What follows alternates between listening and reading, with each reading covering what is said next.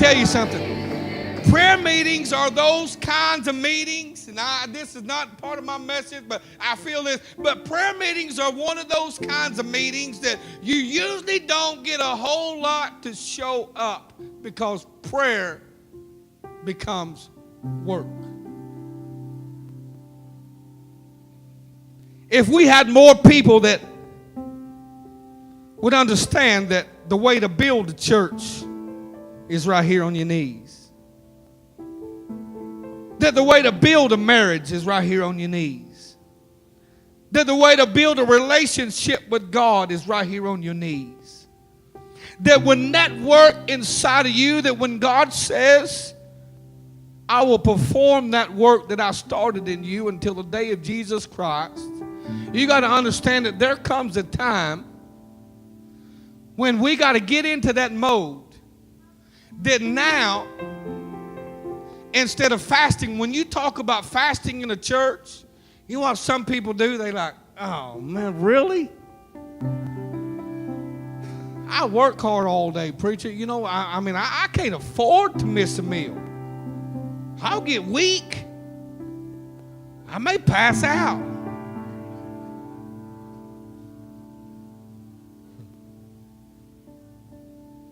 Lee, don't make me call a fast on you.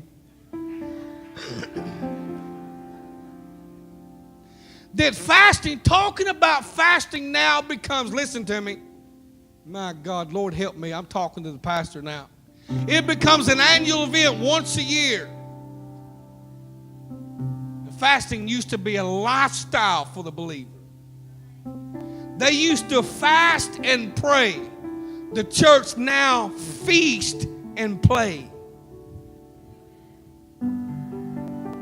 And we come into a complete different mode about how to come to God. And God said, you want something that will last. Because let me tell you something. Fasting, I just need to break this down. I wasn't even going to talk about fasting. I need to break this down. That fasting does not, listen, it does not move God any faster. God's got a set time. Listen to me. God has a set time for everything. So when you fast, because if I told you that if you fast, God's going to move, then I would say that you could manipulate God, and that is not how fasting works. But when you fast, you die out to the flesh. Because the Bible says they that worship me must worship me in spirit and in truth. And in order to get a hold of your spirit, man, the fleshly and the carnal man, my God, somebody help me preach in here tonight, has got to die. And when we tap into the spirit, we will see, and then we move faster to God.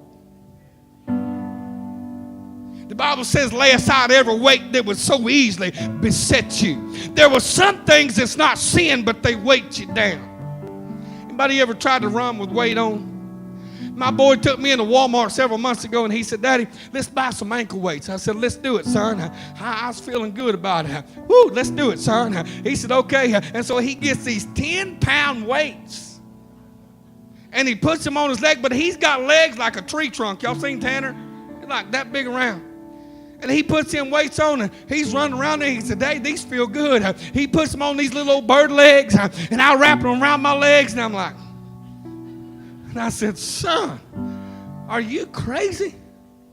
But I wore them around until I finally got to where I could get them things up. So Tanner, he gets me over to a spot, and he takes my weights off. And I feel like I could jump plumb over a house, even though I couldn't listen to me. Because here's what fasting does. It takes you to that place in God. It removes the world and the lust and the desires that you would have in the world. It moves them out of the way. And it's like the spirit world comes alive.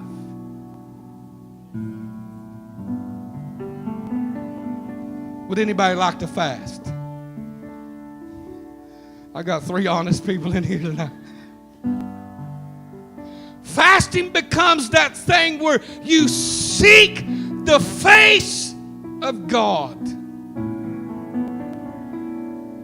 There's nothing that has happened in my life that it wasn't a result of fasting. And I understand that the Bible says to tell no man that you're fasting, but to wipe your face, go into your private place. But he was talking to the Pharisaical bunch of people who thought it would be about look at me and look what I'm doing and look how I do this thing. But listen, there is times in a life where we got to come to God and we got to fast.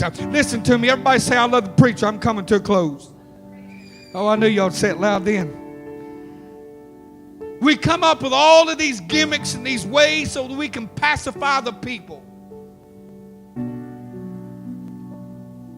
Do you really love me? All right, we got two people that's honest. Do you really love me? We come up with a way to pacify the people and make it easy and say, okay, you don't necessarily have to fast food. Just fast this or that and give it to God. The Bible says in last days that our stomachs would become our God.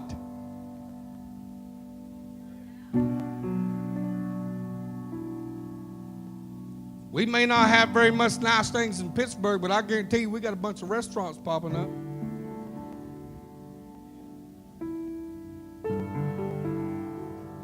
We can't afford to do a lot of things, but we can see a lot of people in restaurants.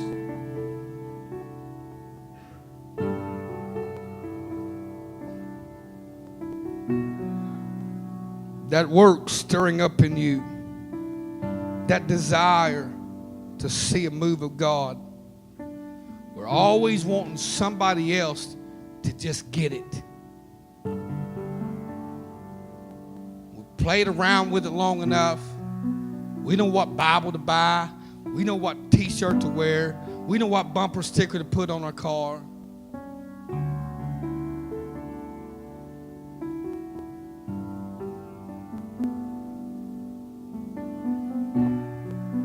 We can get to a level, but there's always a level with a meaner devil. And if you want to get past that thing, you got to see that gift that God has put in you. There comes a time we have to grow up.